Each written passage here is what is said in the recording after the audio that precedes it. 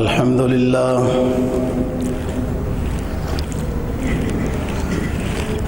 لله وكفى والصلاة والسلام على من لا نبي بعده وعلى آله وأصحابه الذين أوفوا عهدا الذين هم خلاصة العرب الأربع وخير الخلائق بعد الأنبياء أما بعد فأعوذ بالله من الشيطان الرجيم بسم الله الرحمن الرحيم يا أيها الذين آمنوا إن تتقوا الله يجعل لكم فرقانا ويكفر عنكم سيئاتكم ويغفر لكم والله ذو الفضل العظيم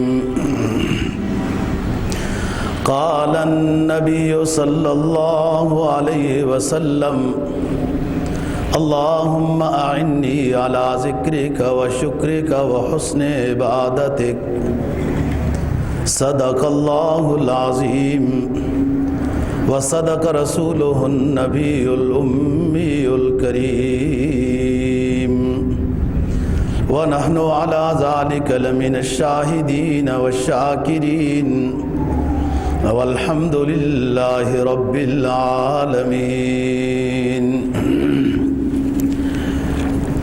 نامہ پارہ سورہ انفال کی ایک آیت کریمہ اور جناب نبی پاک صلی اللہ علیہ وسلم کا ایک دعائیہ جملہ تلاوت کیا ہے، جس کا مفہوم یہ ہے، اللہ تعالیٰ فرماتے ہیں کہ اے ایمان والو، ان تتقوا اللہ، اگر تم اللہ سے ڈرنے لگ جاؤ، یجعل لکم فرقانا، تو اللہ تعالیٰ تمہیں فرقان عطا کرے گا، حق و باطل کے مابین فرق کرنے کی بصیرت عطا کرے گا،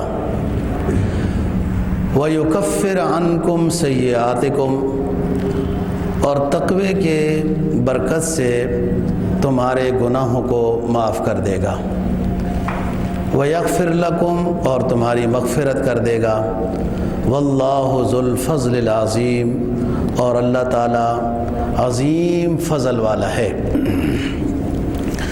جناب نبی پاک صلی اللہ علیہ وسلم کا جو فرمان تلاوت کیا ہے، اس کو امام ابو داود رحمہ اللہ تعالیٰ نے روایت کیا ہے۔ آپ نے حضرت معاذ بن جبل رضی اللہ تعالیٰ عنہ کا ہاتھ پکڑا اور فرمایا کہ یا معاذ واللہ لأحبک، یا معاذ واللہ لأحبک، اے معاذ اللہ کی قسم میں آپ سے محبت کرتا ہوں۔ یہ آپ صلی اللہ علیہ وسلم نے معاذ ابن جبل رضی اللہ تعالیٰ عنہ کو یہ فرمایا۔ معاذ انصاری صحابی ہیں، ان کی خصوصیات میں سے ایک تو یہ ہے کہ آپ نے ان کو قباء مسجد میں امام مقرر کیا تھا۔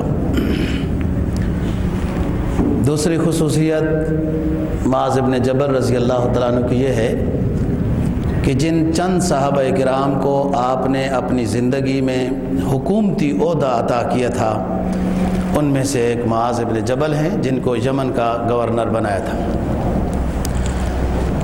یہ انصاری صحابی ہیں اور آپ صلی اللہ علیہ وسلم کو ان سے بہت پیار تھا۔ آپ نے قسم اٹھا کے فرمایا، ہاتھ پکڑا ہوا ہے معاذ کا اور فرما رہے ہیں کہ اے معاذ اللہ کی قسم مجھے آپ سے محبت ہے۔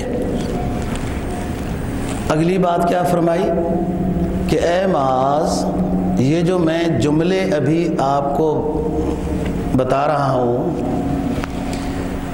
ان جملوں کو فرض نماز کے بعد پڑھنا نہ بھولنا، ان جملوں کو یاد کر لیں، ہر فرض نماز کے بعد لازمی ان جملوں کو پڑھا کریں۔ وہ کیا جملے ہیں؟ دعائیہ جملے ہیں، اللہم اعنی علی ذکرک و شکرک و حسن عبادتک، 3 جملے ہیں۔ اے اللہ میری مدد فرما،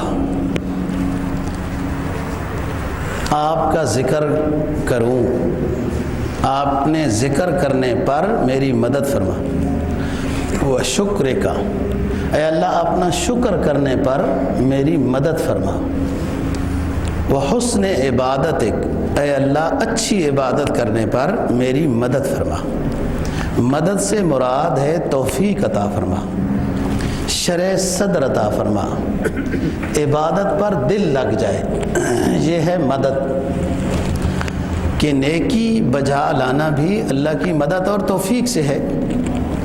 قرآن مجید کی آیت ہے وَمَا أَصَابَكَ مِنْ حَسَنَةٍ فَمِنَ اللَّهِ وَمَا أَصَابَكَ مِنْ سَيِّئَةٍ فَمِنْ نَفْسِكَ مَا أَصَابَكَ مِنْ حَسَنَةٍ فَمِنَ اللَّهِ، جو بھی آپ کو اچھا کام کرنے کی توفیق نصیب ہو جائے، فَمِنَ اللَّهِ، تو یہ اللہ کی عطا ہے، اللہ کا انعام ہے، اللہ آپ سے راضی ہے، اس لیے اس نے آپ کو نیکی پر توفیق عطا کر دی ہے۔ وَمَا أَصَابَكَ مِنْ سَيِّئَةٍ فَمِنْ نَفْسِكَ، اور جو بھی چھوٹا یا بڑا گناہ ہو جائے یا کوئی مصیبت آ جائے، کوئی پریشانی آ جائے، تو فَمِن نَفْسِكَ، وہ آپ اپنے نفس کی وجہ سے ہے، اپنے اعمال بد کی وجہ سے ہے، اپنے گناہوں کی وجہ سے ہے۔ جو کوئی پریشانی، مصیبت یا اور کسی غلط کام کی طرف چلا گیا ہے تو نفس کی شرارت ہے، اور اگر نیکی کا کوئی کام بجا لایا ہے تو فَمِنَ اللَّهِ، یہ اللہ کی عطا ہے۔ دوستو، ہم ذکر کر رہے تھے اللہ کے ولیوں کا، ان میں سے آج ارادہ ہے مولانا جلال الدین سیوطی رحمہ اللہ تعالیٰ کی، جن کی تفسیر جلالین ہے، تو جو آیت کریمہ تلاوت کی، اس کے اندر اللہ تعالیٰ نے فرمایا یا ایھا الذین آمنوا ان تتقوا اللہ، اگر تم متقی بن جاؤ، اللہ سے ڈرنے والے بن جاؤ۔ اللہ سے ڈرنا کیا ہے؟ کہ اللہ اور اللہ کے رسول کے حکم کو ماننا ہے، اس کی اتباع کرنی ہے، اور جن چیزوں سے منع کیا ہے ان سے رکنا، یہ ہے تقویٰ، اسی کو متقی کہتے ہیں۔ تو اللہ تعالیٰ اس تقوی کے نتیجے میں تمہیں 3 انعام عطا کرے گا۔ یجعل لکم فرقانا، تمہیں فرقان عطا کرے گا، تم اللہ سے ڈرنے والے بنو، گناہوں سے بچو، نیکیاں بجا لاؤ، تو تمہیں فرقان عطا کرے گا۔ فرقان ایک بصیرت کا نام ہے، ایک کیفیت کا نام ہے، ایک ملکے کا نام ہے، کہ ایسی صلاحیت تقوی کے نتیجے میں اللہ آپ کو عطا کرے گا کہ آپ حق اور باطل کے درمیان فرق کرنے لگ جائیں گے۔ اور یہ جو بصیرت ہے تقوی کے نتیجے میں نصیب ہوگی، تو جو شخص بھی نیک ہو، اس میں عالم ہونا ضروری نہیں ہے، جو بھی نیک اللہ والا ہے اس کو اللہ یہ صلاحیت عطا کرے گا۔ سن 200 ہجری میں، یعنی دوسری ہجری میں، ایک بزرگ تھے اللہ والے، عالم نہیں تھے، اور عمر بن عبدالعزیز نے جو احادیث کا ایک لجنہ قائم کی تھی احادیث کو جمع کرنے کے بارے میں، یہ اموی خلیفہ ہیں، تو کوئی کہاں سے حدیث ملتی تھی، کوئی کہاں سے ملتی تھی، تو راویوں کے اوپر جرح ہوتی تھی، اس کے راوی ضعیف ہیں، نیک ہیں، پرہیزگار ہیں، کیسے ہیں، یہ حدیث درجے کے اعتبار سے مشہور ہے، متواتر ہے، ضعیف ہے، خبر واحد ہے، کیا ہے؟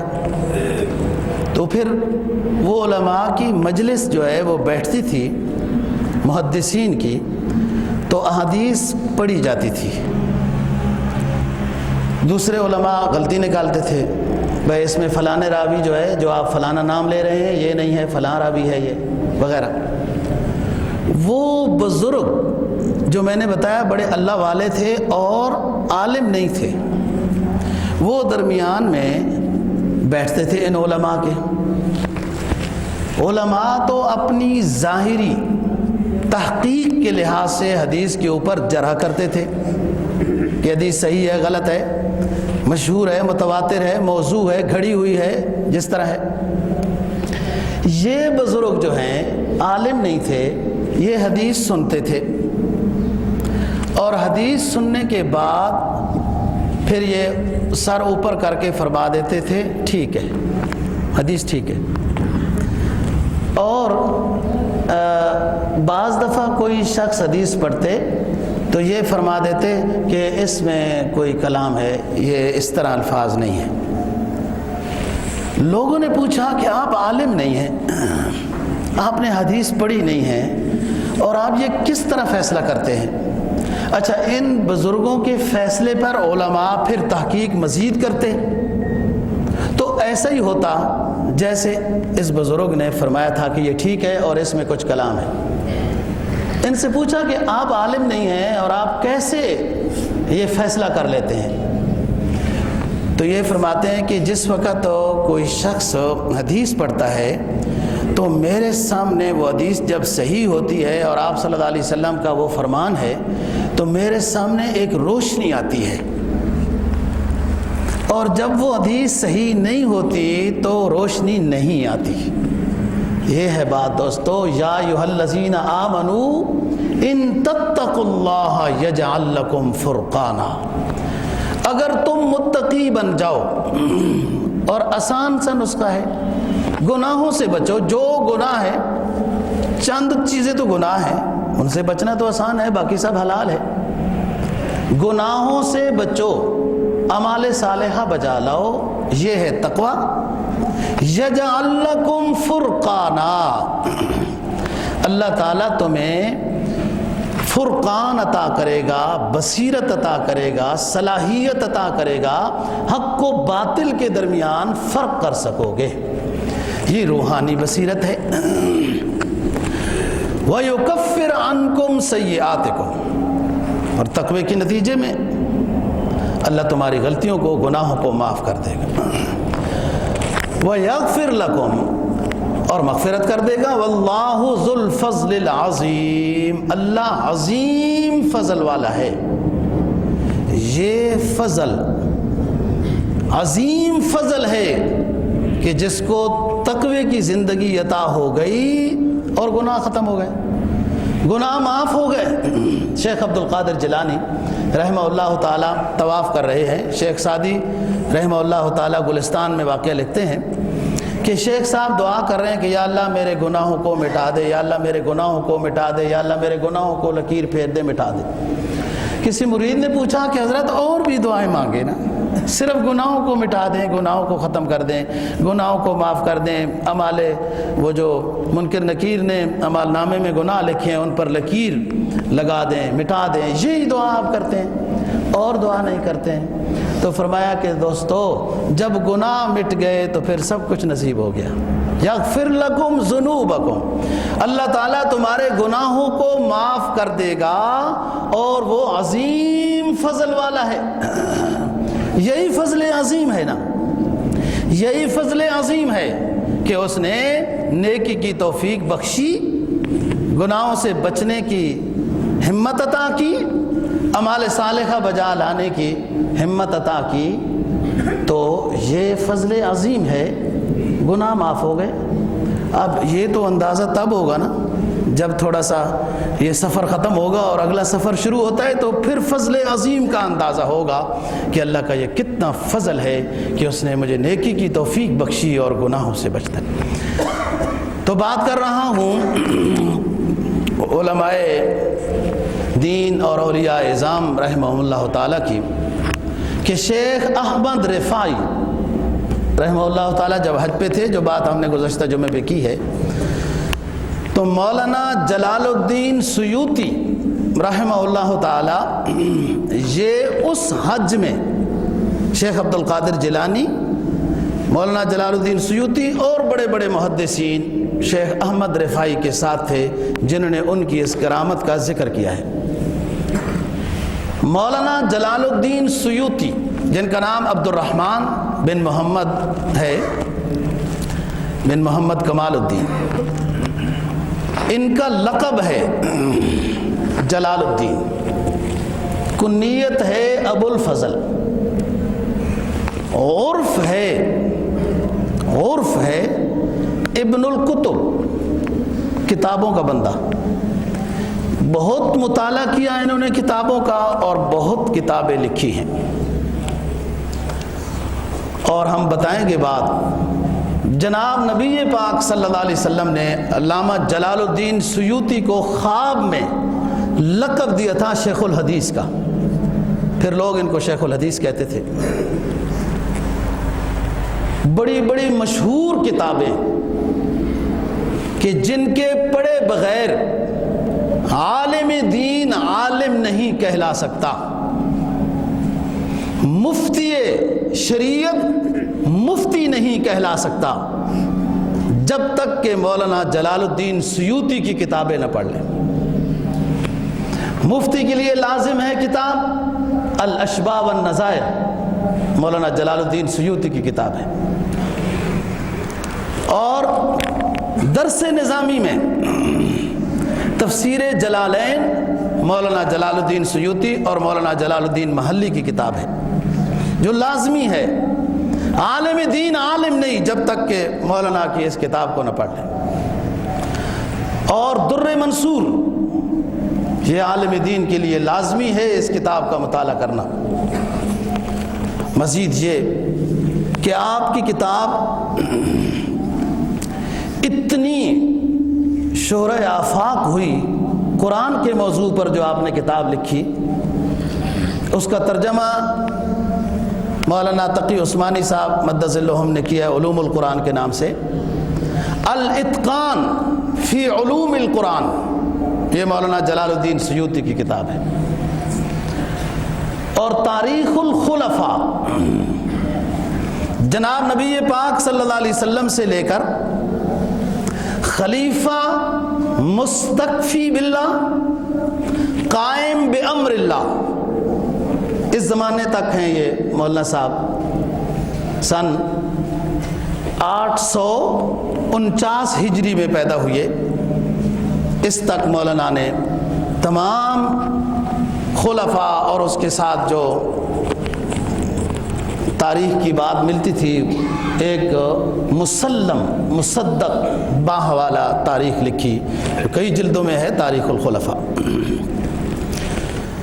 یہ مصر کے علاقے میں پیدا ہوئی ہے سن 849 ہجری میں، اور مصر میں ہی وفات ہوئی ہے 911 ہجری میں۔ یہ مولانا جلال الدین سیوطی، یہ قرآن مجید کے پہلے 15 پارے کی تفسیر لکھنے والے ہیں۔ اور ایک اور مولانا صاحب ہیں جو ان سے 100 سال پہلے گزرے ہیں، بس ان سے پہلے ہیں۔ ان کی پیدائش کے وقت، ان کی تقریباً ان کی پیدائش کے بعد 5-7 سال بعد وہ فوت ہو گئے تھے۔ وہ مولانا جلال الدین محلی ہیں، وہ بھی مصر کے ہیں۔ انہوں نے قرآن مجید کے 15 آخری پاروں کی تفسیر لکھی ہے، پھر فوت ہو گئے۔ اور یہ بعد میں جب آئے، یہ بھی مصر کے ہیں، تو انہوں نے پہلے 15 پاروں کی تفسیر لکھی ہے۔ اتفاق سے مشہور یہ زیادہ ہوئی ہے، لیکن ابتدا ان کی ہے مولانا جلال الدین محلی کی۔ وہ 864 ہجری میں وفات پا رہے ہیں مصر میں، 864 میں، اور یہ 849 ہجری میں پیدا ہو رہے ہیں۔ چند سال کی معاصرت ہے، استادی شاگردی نہیں ہے، لیکن جس ترتیب پر مولانا جلال الدین محلی نے تفسیر لکھی تھی آخری 15 پاروں کی، اسی طرز پر مولانا جلال الدین سیوطی نے پہلے 15 پاروں کی تفسیر لکھی، اور آدمی کو اندازہ نہیں ہوتا کہ اس کتاب کے لکھنے والے دو ہیں. جیسے کہ تفسیر عثمانی جو مشہور ہے، تفسیر عثمانی، اس کی تفسیر کچھ پاروں کی شیخ الہند محمود الحسن رحمہ اللہ تعالیٰ نے لکھی ہے مالٹا کی جیل میں. مولانا شبیر احمد عثمانی صاحب ساتھ تھے، لیکن زندگی نے وفا نہیں کی اور شیخ الہند محمود الحسن دنیا سے چلے گئے. تو اسی نہج پر مولانا شبیر احمد عثمانی رحمہ اللہ تعالیٰ نے پھر تفسیر عثمانی کو پورا کیا ہے، اور بہت جامع معنی تفسیر ہے جو تقریباً دنیا کی 14 زبانوں میں جس کا ترجمہ ہوا اور ہر جگہ میں یہ تفسیر پہنچی ہے. یہ دنیا کی پہلی تفسیر ہے جو اردو زبان کے اندر لکھی گئی ہے، بہت مقبول ہوئی. اور اسی لحاظ سے ان کو پھر شیخ الاسلام کا، وہ شیخ الہند تھے جنہوں نے تفسیر شروع کی، جنہوں نے مکمل کی، شیخ الاسلام کا لقب پایا. پھر انہوں نے مولانا شبیر احمد عثمانی صاحب نے، جنہوں نے کراچی کے اندر پاکستان کا جھنڈا لہرایا تھا، وہ اس لیے لہرایا تھا کہ جو پچھلے جمعے کو بات کر رہا ہوں کہ ادھر اسلامی قانون نافذ ہوگا. انہوں نے مسلم شریف کی شرح لکھی اور زندگی نے وفا نہیں کی، چند جلدوں کے بعد فوت ہو گئے. بیماری کے زمانے میں لکھا کہ جو اسی طرز پر مسلم شریف کی شرح کو مکمل کرے گا تو میرا لقب اس کو دے دیا جائے، جو شیخ الاسلام کا لقب علماء نے مجھے دیا تھا وہ اس کو دے دیا جائے.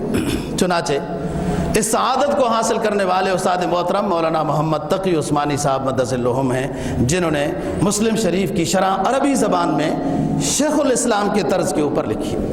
تو میں بتا رہا ہوں کہ اس کو کہتے ہیں تفسیر جلالین، یعنی دو جلال ہیں. ایک جلال الدین محلی ہیں جنہوں نے آخری 15 پاروں کی تفسیر لکھی، اور ایک جلال الدین سیوطی ہیں جنہوں نے پہلے 15 پاروں کی تفسیر لکھی ہے. یہ جلال الدین سیوطی سن 849 ہجری میں دنیا میں آ رہے ہیں، اور 864 ہجری میں تقریباً تمام علوم دین سے یہ فراغت حاصل کرتے ہیں.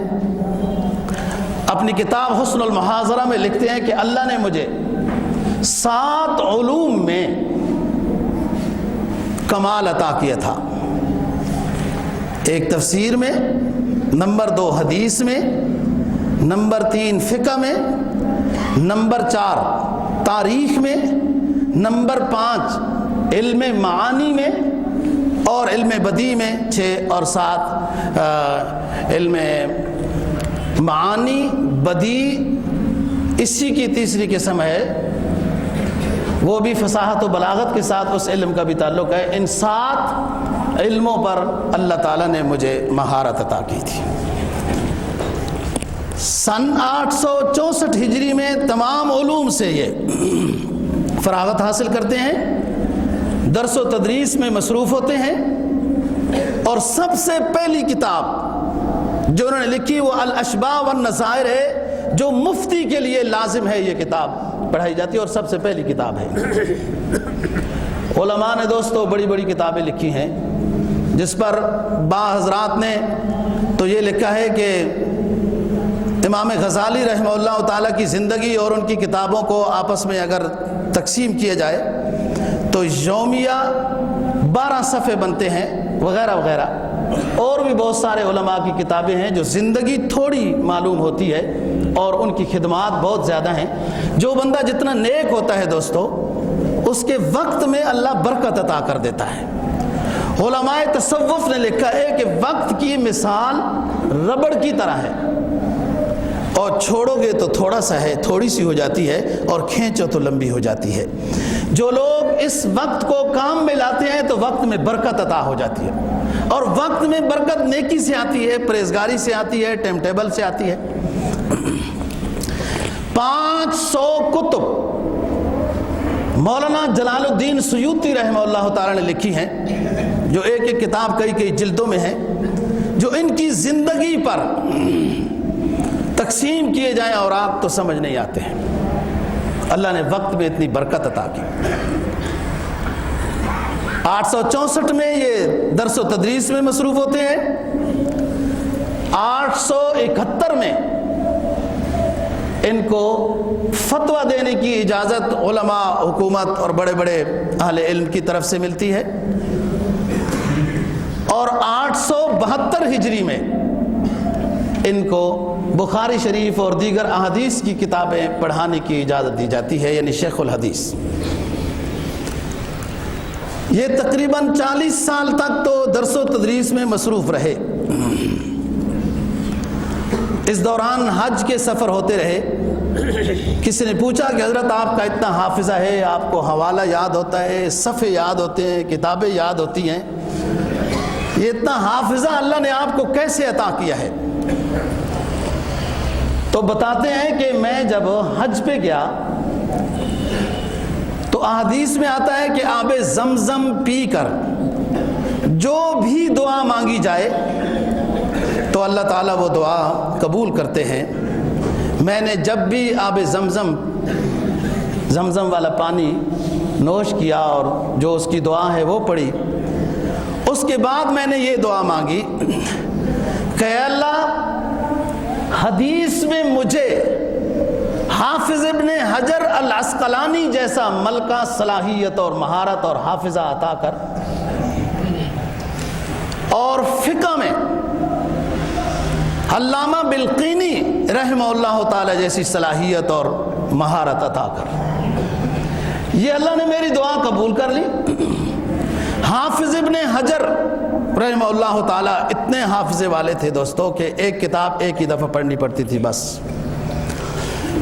پھر صدیوں بعد دارالعلوم دیوبند میں اللہ نے ایسا حافظے والا عالم دین اسلامی دنیا کو عطا کیا ہے جس کو دنیا مولانا انور شاہ کاشمیری رحمہ اللہ تعالیٰ کے ساتھ کرتے ہیں۔ دارالعلوم دیوبند کی بہت بڑی لائبریری ہے، بہت بڑی۔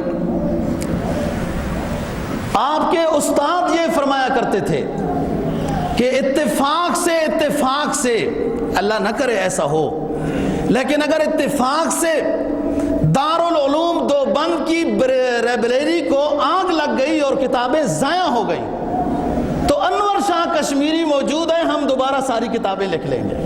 یہ حافظہ تھا۔ انور شاہ صاحب بھی صرف ایک ہی مرتبہ کتاب کا مطالعہ کرتے تھے اور پھر دوبارہ اس کتاب کے مطالعے کی ضرورت پیش نہیں۔ دوستو، انسان کے اس وجودی نظام میں دو چیزیں کار فرما ہیں، ایک ذہن جو سر کے اندر ہوتا ہے، دماغ، اور ایک قوت حافظہ۔ دماغ ہر کسی کا ہے، استعمال کا طریقہ اپنا اپنا ہے۔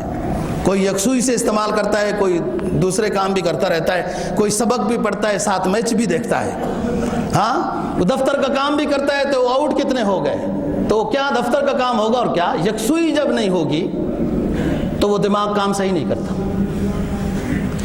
یہ سب کو عطا ہے، دماغ سب کو عطا ہے، استعمال کی کیفیت طریقہ اپنا اپنا ہوتا ہے، کوئی زیادہ کام لے لیتے کوئی نہیں۔ لیکن اس کے مقابلے میں جو حافظہ ہے، چیز کا یاد رہنا، اس کا تعلق تقوی کے ساتھ ہے، پرہیزگاری کے ساتھ ہے، نیکی کے ساتھ ہے۔ مشہور بات ہے، امام شافعی رحمہ اللہ تعالیٰ کی اپنے استاد کے پاس جا کے شکایت کرتے ہیں کہ حضرت حافظہ کمزور ہے، کوئی نسخہ بتا دیں۔ شکوتو الی وکیع سوء حفظی فاوصانی الی ترک المعاصی فإن العلم نور من الہی ونور اللہ لا یعطی لعاصی۔ امام شافعی اپنے استاد محدث زمانہ حضرت وکیع رحمہ اللہ تعالیٰ کی خدمت میں حاضر ہوتے ہیں اور عرض کرتے ہیں، فرمایا شکوت الی وکیع سوء حفظی فاوصانی الی ترک المعاصی فإن العلم نور من الہی ونور اللہ لا یعطی لعاصی۔ امام وقت حضرت امام شافعی رحمہ اللہ تعالیٰ اپنے استاد وکی کی خدمت میں حاضر ہو کر عرض کرتے ہیں، استاد محترم بات یاد کرتا ہوں بھول جاتی ہے، حافظہ کمزور ہے۔ استاد محترم نے جواب دیا، او شافعی معاصی کو چھوڑ دو، گناہوں کو چھوڑ دو، اللہ حافظہ کی دولت عطا کرے گا۔ فَإِنَّ الْعِلْمَ نُورٌ مِّنْ إِلَٰهِ، اس لیے کہ علم ربانی، علم ربانی یہ اللہ کا نور ہے۔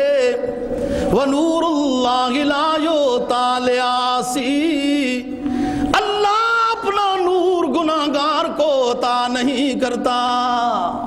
یہ امام شافعی ہیں، وقت کے بڑے امام ہیں، اور حافظے کی وہ یہ مسلمان تو 14 سال نماز پڑھی ہے اور اب 60 کا ہو گیا، ابھی تک دعائے قنوت یاد نہیں ہوتی، اور فکر بھی نہیں پیدا ہوئی کہ کیوں نہیں یاد ہوتی، کیوں نہیں یاد ہوتی۔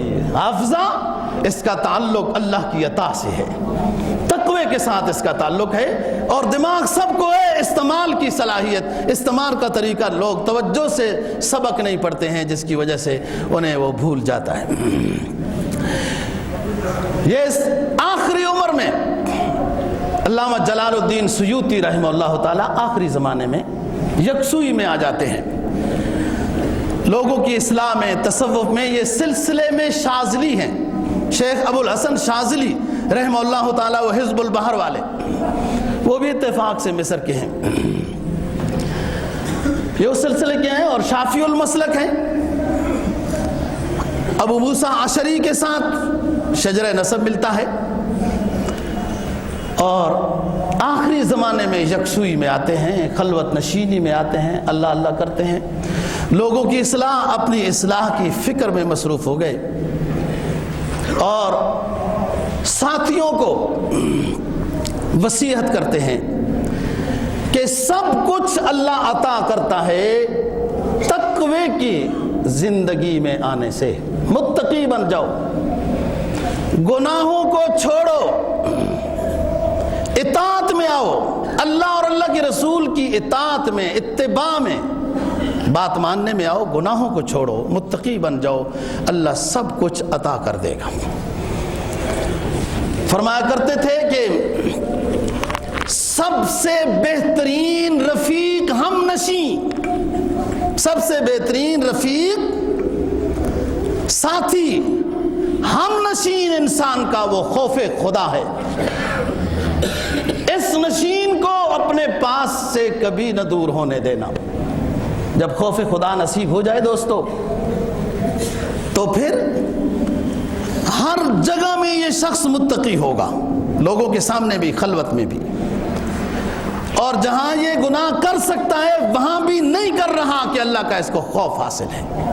مجھے کہیں ڈس نہ جائیں اندھیرے بجلیوں کے، یہ ڈر رہا ہے، یہ دنیا اندھیرا ہے دوستو، بظاہر منقش ہے، مجھے کہیں ڈس نہ جائیں اندھیرے بجلیوں کے، جو دلوں کو جگمگا دے وہی روشنی عطا کر۔ خوف خدا یہ سب سے اونچا ہم نشین ہے، اور یہ آتا ہے تقوی کی زندگی میں، اور فرمایا جس نے تقوی اختیار کر لیا، تمام مسائل اس کے، خواہ دنیاوی ہو خواہ اخروی ہو، سب اللہ تعالیٰ حل فرما دیتے ہیں، سب اللہ تعالیٰ حل فرما۔ حدیث میں آتا ہے کوئی شخص دین کی خدمت میں مصروف ہے، دین کی خدمت میں مصروف ہے، پڑھنے پڑھانے میں، اس کو اپنے لیے زیادہ دعائیں کرنے کا ٹائم نہیں ملتا، قرآن حدیث پڑھنے پڑھانے میں مصروف ہے، اللہ تعالیٰ فرماتے ہیں میں ساری ضرورتیں اس کی پوری کر دوں گا، یہ دین کا کام کر رہا ہے۔ اور ایسا ہی ہوتا ہے دوستو، ایسا ہی ہوتا ہے۔ اب ظاہر ہے اس شعبے میں کوئی داخل ہو تو اس کو اندازہ ہوگا کیسے ہوتا ہے۔ یا ایھا الذین آمنوا ان تتقوا اللہ یجعل لکم فرقانا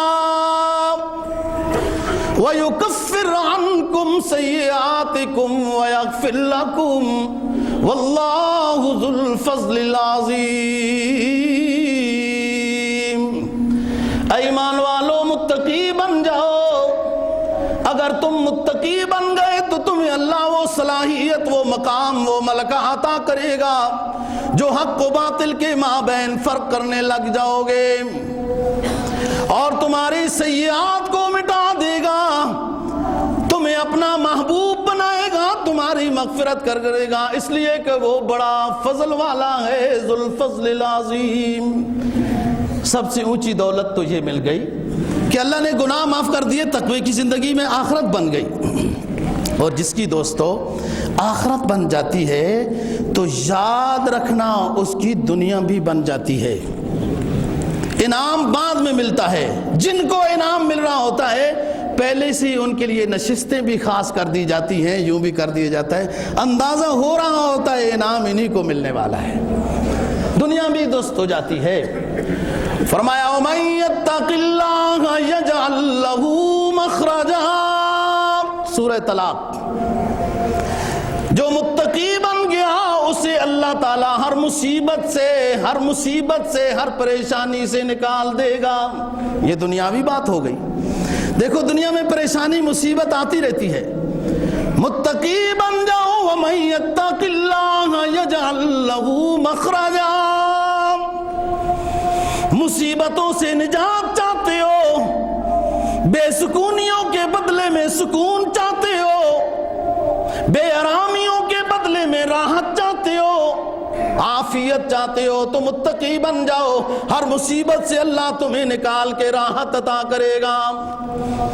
اب مصیبت سے تو نکل گئے، لیکن اس کا تو ارادہ ہے کہ کبھی کبھی بریانی کھاؤں، اچھا لباس پہنوں، اچھی گاڑی ہو، دنیا بھی رزق حلال بھی ملنا چاہیے جو میری ضرورتیں پوری ہوں۔ تو قرآن نے اس کا مسئلہ بھی حل کیا، فرمایا وَمَن يَتَّقِ اللَّهَ يَجْعَل لَّهُ مَخْرَجًا وَيَرْزُقْهُ مِنْ حَيْثُ لَا يَحْتَسِبُ، اور ہمیں ہم اس کو رزق حلال ایسی جگہ سے عطا کریں گے جہاں اس کو عوام و گمان بھی نہیں ہوگا۔ لیکن متقی بننا ضروری ہے، دو رنگی نہیں ہونی چاہیے۔ چلو کوئی بات نہیں، آج کھڑے ہو کے کھانا کھا لیتے ہیں، اتنا بھی سخت منع نہیں ہے، تھوڑا سا منع ہے، اتنا بھی سخت منع نہیں ہے، تو ایسا نہیں، دو رنگی چھوڑ یک رنگ ہو جا، خالص متقی بن جاؤ، رزق بھی ملے گا، مصیبت سے نجات بھی ملے گی، حق و باطل کے مابین فرق کرنے کی بصیرت بھی ملے گی، گناہ بھی معاف ہوں گے۔ خالص متقی بن جاؤ، درنگی چھوڑ، یک رنگ ہو جا، یا سراسر موم یا پھر سنگ ہو جا، خالص دین میں آؤ نا، پھر اس کے بعد دیکھو اللہ کے رحم و کرم۔ فرمایا وَمَن يَتَّقِ اللَّهَ يَجْعَل لَّهُ مِنْ أَمْرِهِ يُسْرًا۔ اب اور بھی تو کام کرنے ہیں نا، مصیبت سے بھی نجات مل گئی، فرقان بھی مل گیا، رزق بھی مل گیا، لیکن اور بھی کام کرنے ہیں۔ فرمایا وَمَن يَتَّقِ اللَّهَ يَجْعَل لَّهُ مِنْ أَمْرِهِ يُسْرًا۔ جو متقی بن گیا اس کے تمام امور آسان کرتا جاؤں گا، دنیاوی ہوں اخروی ہوں، فرشتوں کی جماعت ساتھ لگا دوں گا، یہ چل رہے ہیں، دنیا جاتی ہے، افسر واپس کر دیتا ہے، کام نہیں ہوگا، عمرے کی ویزے بند ہو گئے، یہ جائے گا، متقی جائے گا، دنیا اس طرح پیش آئے گی کہ جیسے تمہارا انتظار ہو رہا تھا۔ مَن يَتَّقِ اللَّهَ يَجْعَل لَّهُ مِنْ أَمْرِهِ يُسْرًا۔ اور اب متقی بن گیا، امور میں آسانی ہو گئی، رزق مل گیا، سب سے اونچا انعام کیا؟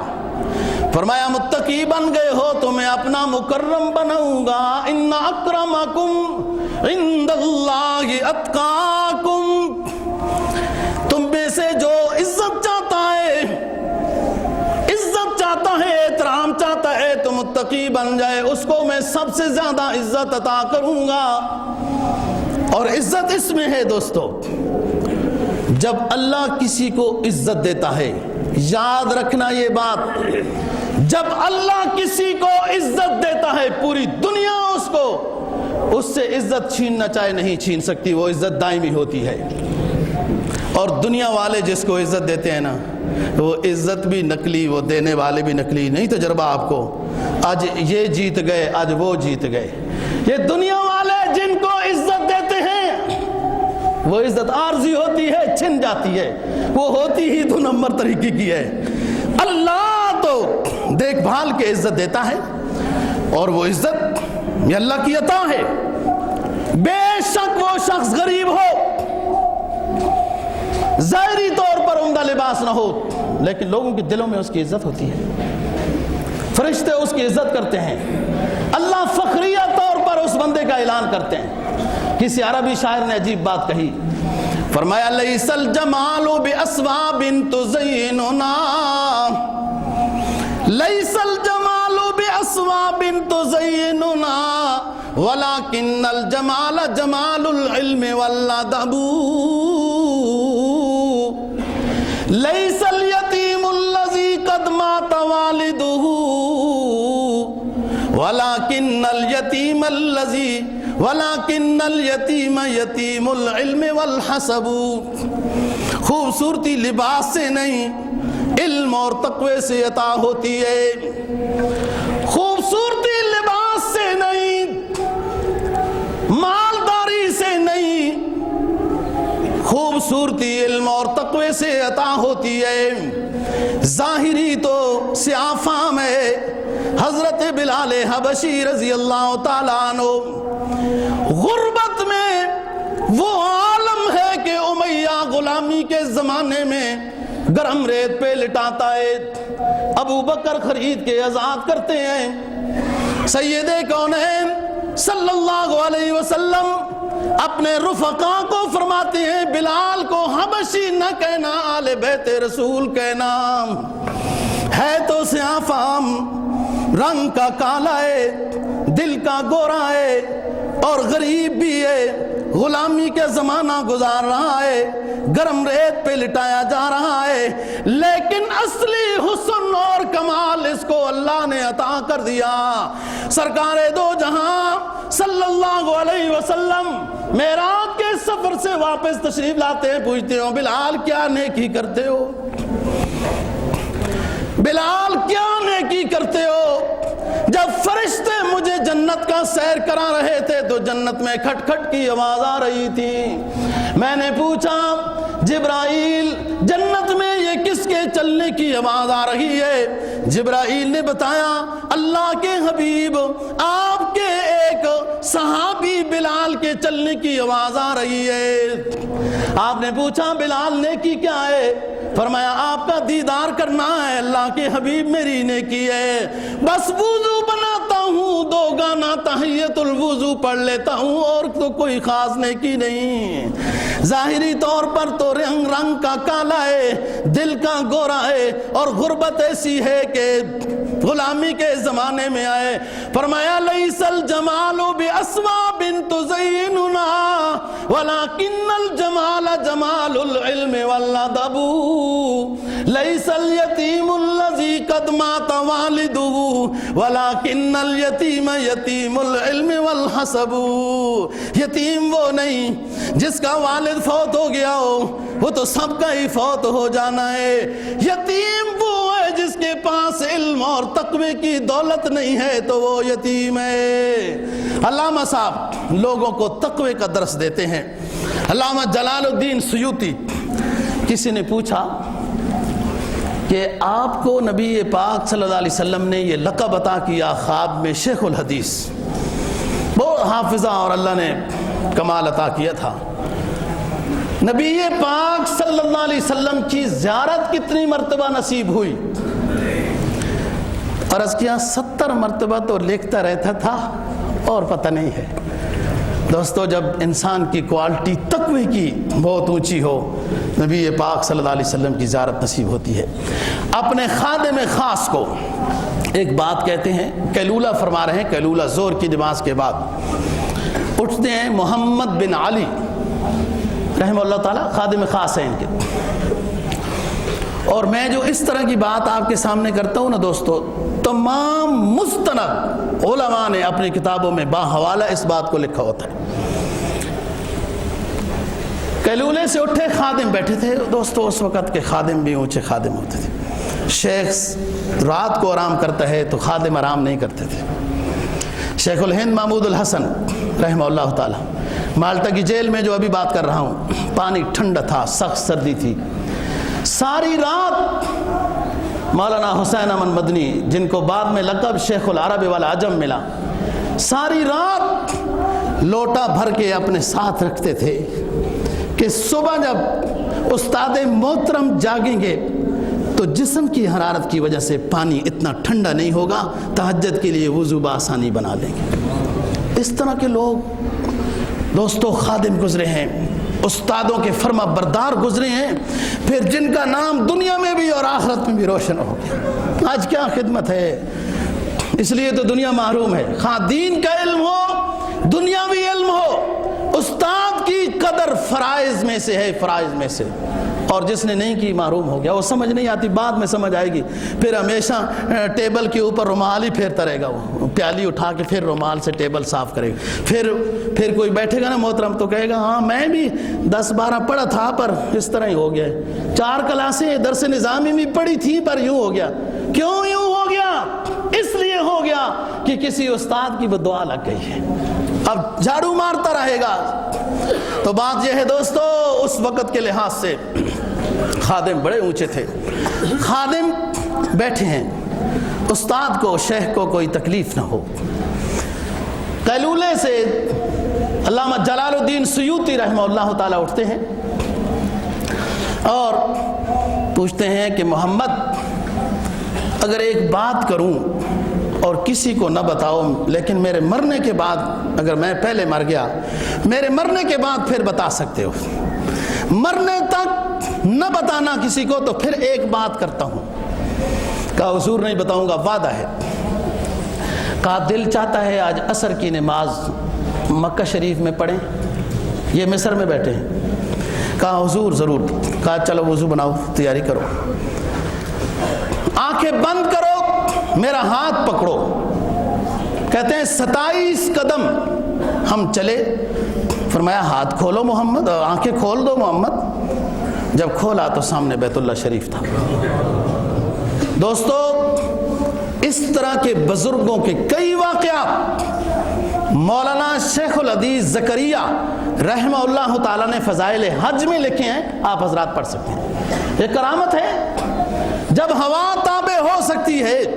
شیخ ابو الحسن شاذلی کے دریا کو چند دنوں میں چلا کے وہ جدہ پہنچا سکتی ہے، تو اس طریقے سے بھی ہو سکتا ہے۔ اور شیخ الحدیث صاحب نے بہت واقعے لکھے دوستو یہ باتیں میں بھی اس لیے کرتا ہوں کہ اللہ عمل کی توفیق دے، آپ حضرات بھی سنیں، اور یہ اسی دنیا کے لوگ گزرے ہیں، اللہ تعالیٰ کے راستے میں اسلام میں داخل ہوں اور پورے داخل ہوں۔ اقبال کیا کہتے ہیں؟ جرت ہے تو افکار کی دنیا سے گزر جا، سوچ تو ہے نیکی کی، شوق بھی ہے نیکی کا، لیکن عمل نہیں ہے تو فائدہ نہیں ہوگا۔ جرت ہے تو افکار کی دنیا سے گزر جا، ہے بحر خودی میں ابھی پوشیدہ جزیرے،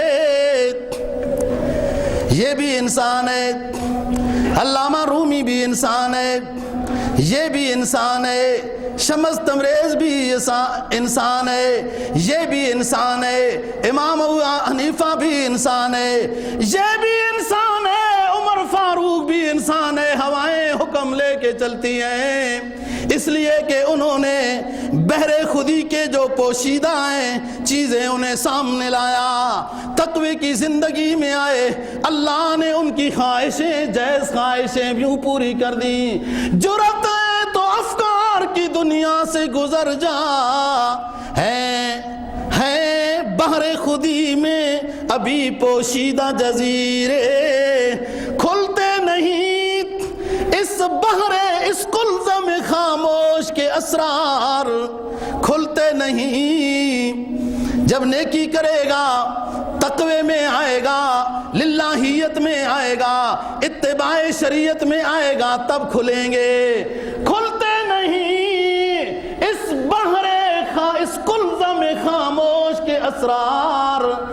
جب تک تو انہیں ضرب کلیمی سے نہ توڑے، جب جب تک اللہ اللہ کرنے سے ان خاموش دریا کے اسراروں کو تو واضح نہیں کرے گا، یہ چھپے رہیں گے۔ دوستو، اللہ تعالیٰ دین کی سمجھ اور عمل کی توفیق نصیب فرمائے۔ وآخر دعوانا الحمدللہ۔